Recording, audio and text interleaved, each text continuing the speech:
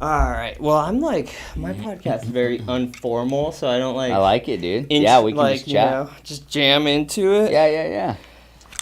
First, let me get the behind the scenes video for the Instagram. Oh, yeah. So they know that the Adam Webb came by to hang out with us. Oh, look at that name. That's cool. Adam Webb Yo. the building. What's up? Adam Webb in the building came to kick it on the Pathfinder podcast, so thanks so much, bro. Let's go. Let's get into it. Oh, my necklace is all hanging out. Whew. Okay, catching my breath from the sprint down to get the liquid death. All right, dude. So, yeah, this thing is awesome. That's what I've been filming all my stuff on. Oh, that's cool. Yeah, I like it a lot. Built-in tripod. Yeah, and it's like built-in little like gimbal and everything. Yeah, so it's like that's cool. Super sick, dude. Cool. All right, well, dude, we got Adam Webb in the building.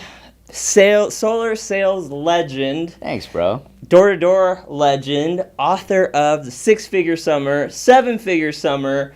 Really high level recruiting expert. Dude, just an all-around goat. So I'm like super stoked to get into it. Thanks, with you, man. Yeah, I'm stoked to be here with you. Let's freaking go. We had a little bit of some hiccups, but we made it. Yeah, we're here, man. We're here. Liquid Death sponsor. LD, baby. Hit that. Oh, the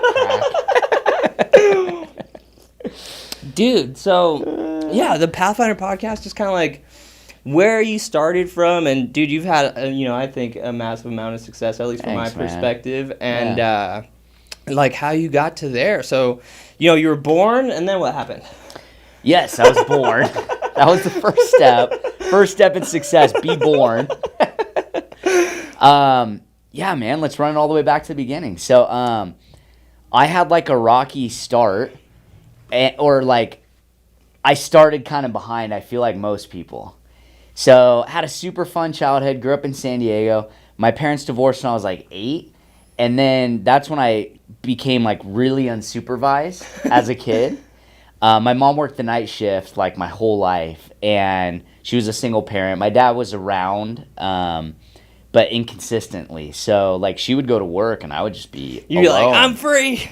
I would just be alone, yeah, like 8 years old, just home alone. And I grew up in this apartment complex with, like, all these other hoodlums. So, me and the homies just started getting into trouble pretty young. And really, like, petty, small stuff, nothing serious. You weren't, like, stealing cars or anything? We weren't stealing cars.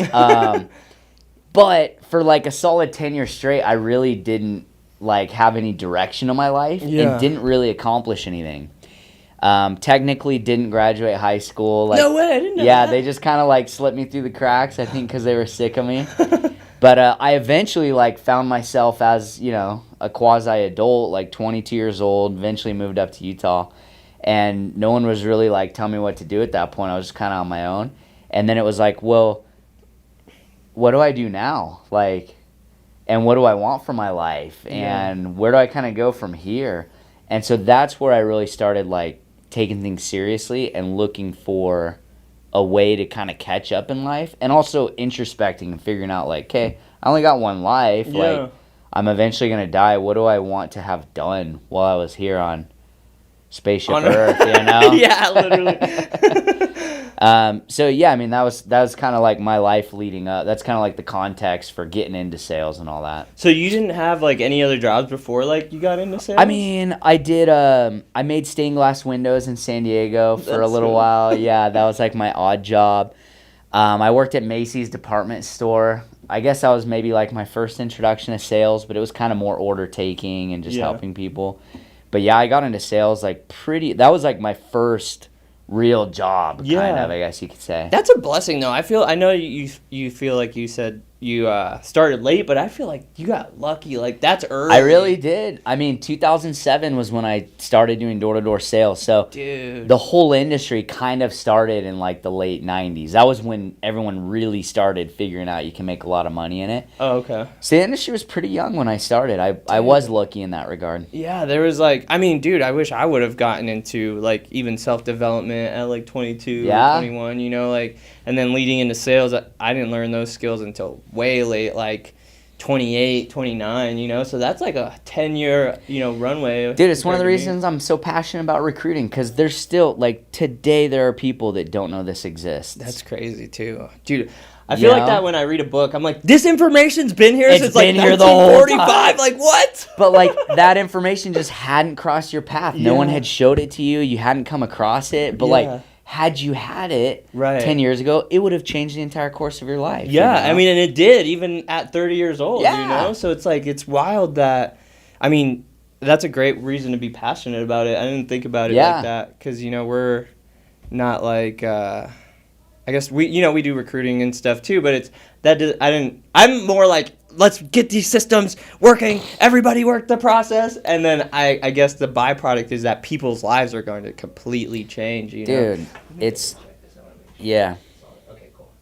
Yeah, it's wild how much information opportunity changes people's lives, you know? Dude. And yeah, I do wake up every day and feel like this pressure to go get the opportunity and get the information to as many people as possible and to just have as big of a positive influence on as many lives as I possibly can, you know? Dude. So I have this like video concept I wrote down. It's like everyone wants like a big old stage, right? They want like the 100,000 followers or millions and billions of people. Yeah. And then they're going to change the world or do whatever, you know? But I think like if you impact your community like right now, like if you're nice to the gas station clerk and then the gas station clerk goes home and then they're nice to their child and their child is nice to the teacher and then the teacher impacts like, you know, whole classrooms, like that makes a way bigger impact than like, dude, I gotta get 1 million followers and then I'll be important. Like, no, dude, you gotta impact now.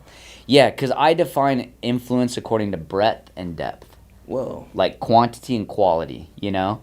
And everyone wants breadth. It's like, I want as many eyeballs as possible and I want to influence as many people as possible. But if that influence is really shallow, who's to say that like radically changing the course of one person's life isn't more meaningful in the grand scheme of things than just like kind of influencing or shallowly influencing 1,000 people? Dude, bars, drop the mic. And it could be that gas station clerk you just mentioned. Like, we're stressing about how to get, you know, more followers on Instagram or like a bigger stage, as you said, but like then we don't talk to the person that's right in front of us whose life could be completely changed by what we know. Dude, 100%. I even like dude, I'm not in like direct like I don't have a downline, a team, like I don't benefit directly from like bringing someone on.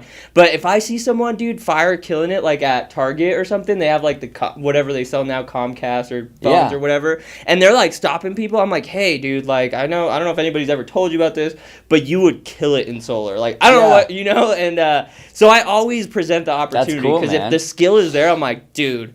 And you're standing here, then you must not know. Like, you know, like there's no way that you would be making that money for the skill you have. Yeah. Like, you know? Like, that's how I look at it. That's cool, I know my wife will be like, come on, we gotta go. I'm like, all right. Give me a second. Let me just send them to Instagram. She's like, you don't even make money from that. You're like, I'm just trying to change lives over here. We're making an impact. That's cool. Dude, okay, so you got into sales 2007, and then how'd that go? So, like, not good at very first. I had no ambition for my life because we tend to just see the world within the context of what we know. Right. And what I knew to that point was that, like, I was a lazy bum who hadn't accomplished anything. You know? So when it's like, when my manager's like, hey, I need you to set a financial goal for this summer. Like, you're going to come knock doors. How much money do you think you can make? And in my head, I'm like, honestly, it would be kind of sick if I made like $12,000. Whoa! That's what I was thinking, because I'm like, I could pay off my like $1,000 of credit card debt. I could fix my car, and I could like have a little bit of cash. And in my mind, that was like, that would be so sick, you know? Because my ambition was just down here. First year. And the coolest part about this job was being surrounded by people that had bigger vision, that had accomplished bigger things, because it just rubs off on you. Right. And so I went out that first summer and made $42,000. Whoa! Which at that point in my life was like the biggest level up ever. Like, it was inconceivable to me that I could go do that, you know? Dude.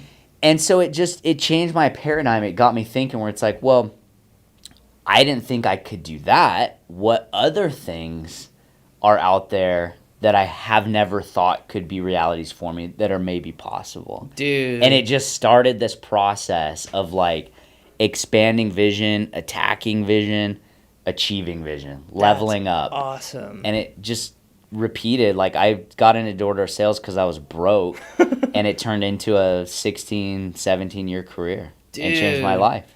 That's so sick. Yeah. That's awesome. So, what are some of the, like, challenges you faced? So, when it's probably been a while, and I don't know if you could tap back into that, but, like, what are some of those, like, thoughts that helped you break that, like, paradigm? You know, because when people think they can't get past that, there's, like, a reason, and then somehow they break that mold of what they think, and then they move beyond it. No, I remember. And honestly, I am a poor example of that because I really didn't break my own limiting beliefs. They were broken for me, and it took time. Like, I tell people all the time, what I did in 15 years, you can do in 5 if you don't make the mistake that I made, and that mistake was just thinking too small. So, for example, I stayed a rep. Granted, well, let me back up. So I went into it low rep mentality. Like, I'm bottom of the barrel, and I got a call from a leader who said, hey, Adam, and I respected this guy, and he said, Adam, I think you're a top performer. I think you could be the number 1 rep in the company. I think you could make hundreds of thousands of dollars. And I believed him. Let's go. And it changed my paradigm, and then I went and did that. That's sick. And then I was a top performing rep for 5 years, never envisioning myself as a manager or as a leader. Right. Until that vision was, like, forced upon me by the owner of the company. He was like, hey, we want you to go open this market. You're the guy. You can lead. You can inspire. You can manage. And I believed him. Let's go. And it broke my paradigm. And then I went and did that. And that process just repeated. And then I look back on 16 years of my career, and I'm like, why didn't I just go into it sales executive, running companies? Like, that's your potential, Adam. Go attack that. And I would have just got there so much faster, you know? It's like, I just limited myself. But you had to have had that experience, though, to be at, like, you're one of the, you know, you've been a sales executive at some of the top companies in the industry. So, like, I feel like you had to have learned that through the experience of that. Yeah. You know, I don't think maybe, like, your first 5 years you'd be, like, straight to sales executive. Or do you think that's possible? Well, you're just never going to exceed your self-concept for yourself. It's literally like a lid on a jar. Yeah. And we don't realize it, but we just screw that lid on all the time. For no reason, right? Maybe it does take you 10 years to develop the skill sets to be able to run large sales organizations, but it's going to take you 100 years if you don't believe that you're capable of doing that. Yeah. You'll actually never accomplish it. That's so crazy, dude, that you say that, because, I think the limit of, and I prove it to myself all the time, like, I think a thought, and then it, like, creates itself, and out of the most, for example, dude, like, my wife was just like, I need a bigger wedding ring, or stone, or something, our anniversary's coming up, like, you need to get me something, and I was like, all right, cool, whatever, you know, I put it in the back of my mind, and then the jewelry company, the Sky Diamonds at Town Square, we did a project for them. They were totally stoked, and they pitched me an idea like, hey, would you be open to trade for, like, work? And I was like, dude, my wife actually wants a wedding ring. Look at that. So then we go in there, and the guy sells her on, like, a 3-carat stone or whatever, and she's, like, totally bought on it. So I'm like, all right, cool, whatever. So we ended up trading the work for the stone, and it's like, that's how the universe works. It's like, if you don't have limiting beliefs on what you think is capable, like, I would have never paid, you know, 16 grand for that stone. Yeah. But the universe created it, and she got the result just from being open, just from being receptive. And it's the same with, like, everything. Like, you limit yourself to that, to what you think is possible. But if you can remove it and be open to, like, anything, then literally anything can happen. Dude, 100%. All things are created twice. First in here. Let's go. And then out there. Let's freaking go. Ideate, then create. If it doesn't start here, it just never happens. Or, like in my case, it might happen randomly. Right. You might get lucky, which I did a couple times throughout my career when I had people, like, put those ideas in my head and give me opportunities and stuff. But it also could have never happened, and I could have just been a rep thinking that was all I was capable of, you know? Dude, well, and that goes to show, like, the importance of leadership and, like, that what you can implant in your, like, not plant seeds in your guys and really, like, drive them to become their best versions of themselves. So it's, like, important, right? That is the key function of a leader. to see your people not as they currently are, but as they can be, and to inspire that vision in them so that they start thinking about themselves better. And the biggest mistake of leadership is holding your people down by seeing them as they currently are and getting ideas in your head about what they are and aren't capable of, and you don't realize it, but you inadvertently communicate that vision, good or bad, right, with your words, how you talk to them, the opportunities you give them. Yeah, dude, and I'm huge on, like, the labeling, like, so, like, let's just label them as that leader, as that person, and then, like, more 9 times out of 10 they're gonna rise up to the occasion, right? Unless, then if they don't, then it's like, okay, well, that was a test, and you know. But most people do want to be labeled as that, like, you're the type of person that can lead this office, that can make this happen, and then they become that person, right? Yeah, absolutely, because they believe your vision. I went and knocked with a new rep yesterday. She's been with us a month, but in my conversations with her, it's like, hey, we need leaders to grow our organization. And, like, I'm just telling you, from the time we've spent, you have what it takes to be a leader within our org. And we actually need you to do that and want you to do that. Yeah. And then posted a pic of us knocking on Instagram, future sales VP in training. Let's go. You know, just putting that vision into people's heads so that they can actually have runway to go maximize their human potential. It's so 100%. Important. Dude, so you went from top rep, you went from barrel rep, bottom of the barrel High rep. school failure, bottom delinquent, bottom rep, top producer, and then, like, onto an executive at, like, some of the biggest, you know, companies in the game. So, like, from top producer to exec, what was that journey like? Sales rep to assistant manager to regional manager to executive. Those were, like, the levels. And then each level, like, you know, they say new levels, new devils. What were some of, like, the biggest challenges you had to overcome to, like, really become that person? It's hard, and people avoid it because it's kind of like starting over. Like, when you're a top performing sales rep, life's awesome. Like, you're at the top of your game, you're in your groove, and then when you take on the mantle of leadership and take on the responsibility of now teaching other people to have the same success you've had, it's like being a rookie again. You're at the bottom of this new game. Right. Which sucks. Yeah. Like, you're the lowest performing manager. You were the top performing rep. Now you're the lowest performing manager, and you have a new curve to try and scale, which can be painful. Yeah. So that's probably, like, the hardest part about it is just being willing to, like, I mean, you're not starting over because you keep dominating as a rep and making great money as you're transitioning to leadership, but, like, you got to go take your licks again and go figure stuff out again, and that's a lot of people avoid it for that reason. What would you say to, like, people that are like, well, I don't want to be a leader because I make less money and I could just be selling, like... Dude, that's a reality. So, like, when you make those transitions, you need to be prepared to not get a better ROI on your time in this new role than you would doing the old role that you've mastered and you're good at, right? So, like, when you're first starting as a manager, you probably would, even those first couple years, make more money just ripping deals because that's what you're good at and you're dialed at it. But you got to think long term. And it's like, what do you want to be doing for your entire life? And by the way, there's nothing wrong. Like, rep is not a lower station than manager. Like, some people love that. It fills their bucket. They get tons of time freedom, and it's amazing. But if you do want to go lead and accomplish some of these other things, then sometimes you like tensioning a rubber band. It's like, oh, it's stretching and it hurts, and I was more comfortable where I was, but then, pew, you're off. Then it takes off.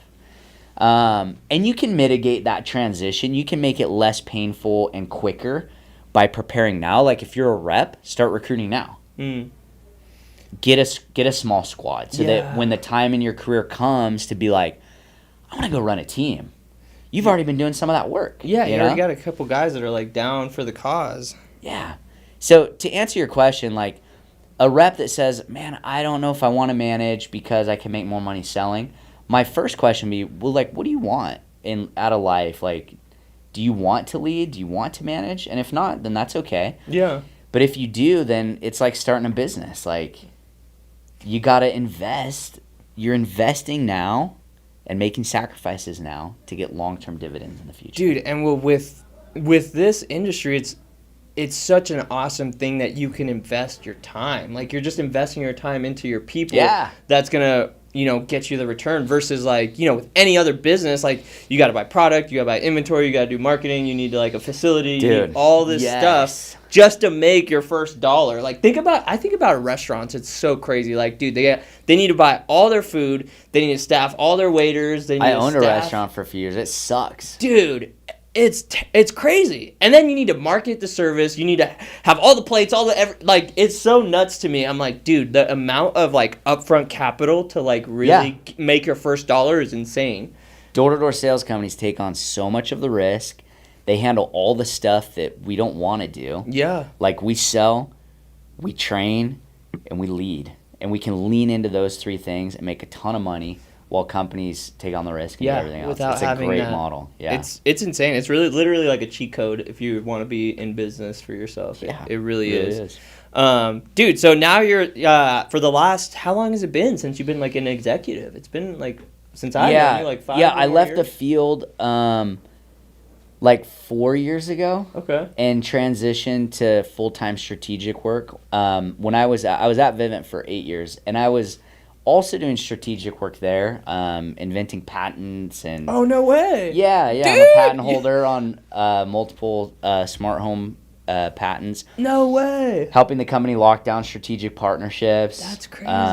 I was in the CEO of Sprint's house, just like me and him in his living room, like chilling. Yeah, pitching him on our company and partnerships and stuff like that. So I've been doing strategic work for a long time, but I transitioned to full-time strategic work or corporate work, whatever you want to call it, like 4 years ago. Sick, dude. Yeah. I mean, and you're still in the field though. Like, you still go out with new reps. I was knocking yesterday. Yeah. Yeah, dude, you had an appointment today. Yeah, I'll be knocking today too. Dude, that's so sick. Yeah, my heart will always be on the doors. And really, what I do now is just an extension of what I used to do, which is serving and supporting sales reps and sales leaders. I always say, if you want to change the world, go help a sales rep. Do you still get, like, butterflies a little bit, like, when you go hit your first door? No. I still get it faintly, like, a little bit. I'm like, all right. Yeah, I've just knocked. I mean, I knocked hard for 14 years, yeah. Dude, that's such a crazy, amazing skill, too, because it's like, no matter what, dude, if it was like an apocalypse, you could just knock on a door and be like, hey, man, can I get like a can of beans or something? Or like whatever. Yeah, like, you could get any opportunity out of that. Oh, I always say, like, I got my college degree, but if I had to trade, if one had to disappear, my college degree or the things I learned knocking doors, I'd ditch my college degree in a second. Dude, the not even experience has been it. so valuable for my life. Dude. So now, one thing I'd like to talk about before we transition to the next thing is you're really financially literate. I think that's something that I feel like you're very passionate about. And over the last few years, what I've learned is, wealth is just a habit. It's not even it's nothing crazy. It's just a habit. So how did you kind of come into that information? How did you start to become passionate about that? I mean, I came into the information just from books. Like, my dad was homeless for a lot of my upbringing. I was raised by a single mom. I did not have, like, financial mentors in my life. It was all just books. Rich Dad, Poor Dad, Think and Grow Rich, Richest Man in Babylon. Those are three, like, I'd go read those right now. Yeah. If you haven't read them. I have all three of those. But that's where I learned them. In terms of, like, why I'm so passionate about it, it's because we do have a problem in our industry where we make lots of money but don't build wealth. And I've been in it long enough to see so many people that I care about make insane money, and they're actually in a worse financial position now than when they were broke. Oh, man. Because they use the money to create liabilities. And they've locked themselves into a perpetual work cycle because they have to make paychecks in order to support these expenses. And it makes me sad, and time's going to pass, and we're all going to be 50, 60 years old. And weak. And there's going to be all these people who they made millions of dollars and they're screwed. And so I made it like a tenet and a staple and a pillar of my sales organization that anyone that worked within my organization would at least understand and would for sure be heavily pressured by me to live in harmony with correct financial principles. Yeah. And one of the things I'm most proud of is out of all the reps that work for me, all of them that own homes are landlords, all of them. Let's go. So if they own property, they own duplexes, they collect rent, and yeah, I'm passionate about it for that reason. I want people to be financially free. I want them to have an amazing life, not just make tons of money and flex on Instagram. Dude, that's dope. I love it. Yeah. So what do you, I feel like, I don't know if you feel the same way, but I feel like I'm the strongest, the smartest, the best I've ever been in this present moment. Yeah. So what, like, you being in that position, what's, like, next for you? Financially? I mean, just overarching vision. Oh, yeah. I feel like I put myself on a great path, breadth and depth. So I want to increase the amount of people that I influence, have positive influence on, and I want to deepen that influence. And that's really it. I'm really convinced that when I get to the end of my life, that's the thing where I'll look back and feel happy and satisfied with my time here on earth. If it's like, man, I just wore myself out and gave it everything I had, trying to improve the lives of other people and serve other people and love other people and teach them things and influence them to be better and have a better life.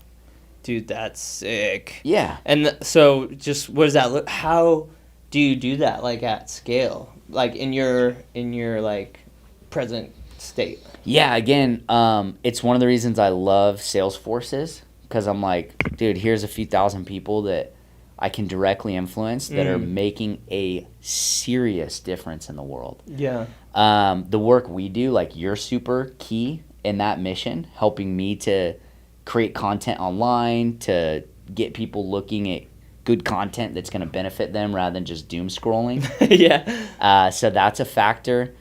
The books, I try and use whatever avenue I can to influence other people. I totally forgot about the books. Like, dude, probably hundreds of thousands of people, if not more, have consumed your words, like your book. Like, that's huge.